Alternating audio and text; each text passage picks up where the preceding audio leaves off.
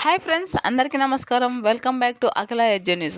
ఆంధ్రప్రదేశ్ ప్రభుత్వం ఆడబిడ్డ నిధి పథకం ద్వారా 18 నుంచి 59 సంవత్సరాలు వయసున్న వారికి అయితే 18,000 రూపాయలు అందిస్తామని అయితే ఎన్నికల సమయంలో మాట ఇవ్వడం జరిగింది. దాని ప్రకారమే ఈ సంవత్సరం 2026లో అయితే దానికోసం అయితే సంసిద్ధం చేస్తూ వస్తుంది. ఆర్థిక సహాయంగా 1,500 రూపాయలు నెల నెలా ఇస్తామని అయితే చెప్పుకొస్తుంది. త్వరలోనే ముఖ్యమంత్రి చంద్రబాబు నాయుడు గారు ఈ పథకాన్ని రాష్ట్ర వ్యాప్తంగా ఆమోదించి దీన్ని ప్రారంభిస్తామని అయితే చెప్పడం జరిగింది. దీనికి అర్హులైన మహిళలకు సంవత్సరానికి 18,000 రూపాయలు అందిస్తామని అయితే దీనిని నేరుగా బ్యాంకు ఖాతాలో వేస్తామని అయితే చెప్పారు. అయితే దీనిని పొందడానికి కొన్ని షరతులు అయితే కలిగి ఉంటాయని, వాటి అన్నింటిని నెరవేర్చుకున్న మహిళలకి అమౌంట్ అనేది జమ అవుతుందని అయితే చెప్పడం జరిగింది. ఏ అర్హతలు కలిగి ఉండాలి, ఏ పత్రాలు కలిగి ఉండాలి, ఏ మహిళలకు వస్తుంది, ఇంట్లో 2-3 ఉంటే వారికి వస్తుందా రాదా, ఒకరికే వస్తుందా అనే విషయాన్ని పూర్తిగా తెలుసుకుందాం. దానికంటే ముందు అఖిల ఎడ్యు ఛానల్ని లైక్ చేయండి, షేర్ చేయండి, కామెంట్ చేయండి. అలాగే మరిన్ని మంచి మంచి వీడియోస్ కోసం మన ఛానల్ని సబ్స్క్రైబ్ చేయండి. అప్పుడే నేను ఏ గవర్నమెంట్ స్కీమ్ గురించి చెప్పినా మీ వరకు ముందుగా చేరుతుంది. అయితే ఇప్పుడు పూర్తి విషయాన్ని అయితే తెలుసుకుందాం. ఆంధ్రప్రదేశ్ ప్రభుత్వం మహిళల యొక్క ఆర్థిక స్థితిని మెరుగుపరచడానికి, వారిని అభివృద్ధి బాటలో నడిపించడం కోసం అయితే ఎంతగానో కృషి చేస్తూ ఉంది. ఈ పథకం కోసం, ఆడబిడ్డ నిధి పథకం కోసం అయితే ప్రభుత్వం ఈ ఏడాది బడ్జెట్లో 3,341.82 కోట్ల బడ్జెట్ను అయితే కేటాయించడం జరిగింది. ఇంట్లో ఎంతమంది మహిళలు ఉంటే వారందరికీ ఇస్తామని అయితే చెప్పడం జరిగింది. అయితే దీనిలో కూడా కొన్ని షరతులు అయితే ఉన్నాయి.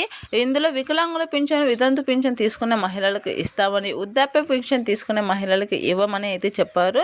అయితే రేషన్ కార్డులో ఎంతమంది మహిళలు ఉన్నా వారందరికీ గవర్నమెంట్ స్కీములు అయితే వర్తిస్తూ ఉన్నాయి కదా, వాటితో పాటు వీటిని కూడా అందిస్తారు. ప్రతి ఒక్క మహిళలకు ఇస్తామని అయితే చెప్పడం జరిగింది.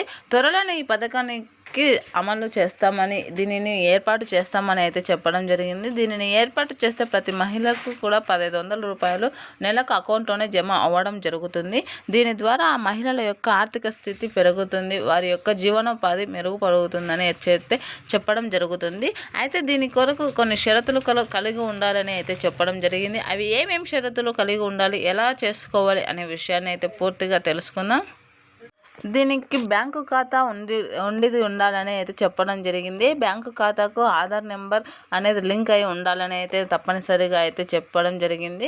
అలాగే కుల ధృవీకరణ పత్రం కూడా అవసరమని అయితే చెప్తున్నారు. దీనిని ఎస్సీ, ఎస్టీ, బీసీ, మైనారిటీ మహిళలకు అందిస్తామని అయితే చెప్తూ ఉన్నారు.